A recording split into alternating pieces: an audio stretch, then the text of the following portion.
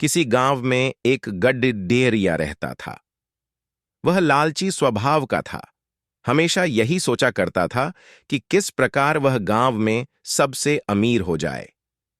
उसके पास कुछ बकरियां और उनके बच्चे थे, जो उसकी जीविका के साधन थे। एक बार वह गांव से दूर जंगल के पास पहाड़ी पर अपनी बकरियों को चराने ले गया। अच्छी घास ढूंढने के चक्कर में आज वो एक नए रास्ते पर निकल पड़ा। अभी वह कुछ ही दूर आगे बढ़ा था कि तभी अचानक तेज बारिश होने लगी और तूफानी हवाएं चलने लगीं। तूफान से बचने के लिए गड्ढरिया कोई सुरक्षित स्थान ढूंढने लगा।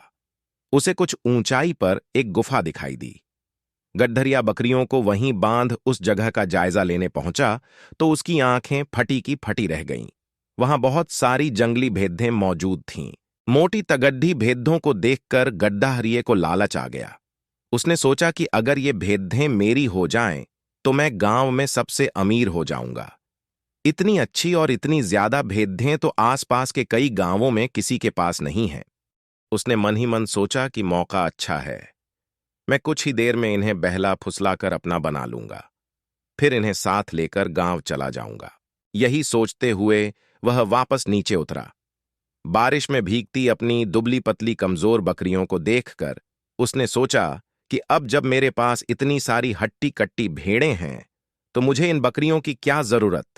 उसने फौरन बकरियों को खोल दिया और बारिश में भीगने की परवाह किए बगैर कुछ रस्सियों की मदद से घास का एक बड़ा गट्ठर तैयार कर लिया।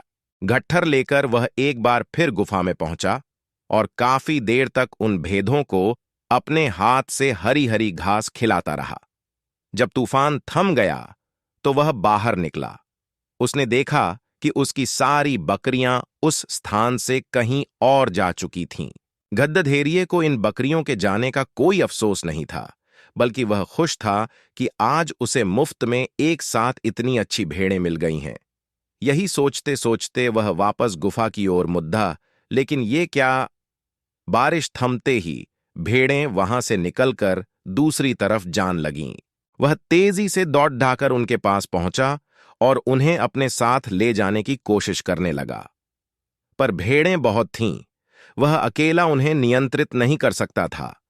कुछ ही देर में सारी भेड़ें उसकी आंखों से ओझल हो गईं। तुम्हारे लिए मैंने अपनी बकरियों को बारिश में बाहर छोड़ ढहाट दिया, इतनी मेहनत से घास काटकर खिलाई और तुम सब मुझे छोड़ ढहाकर चली गई।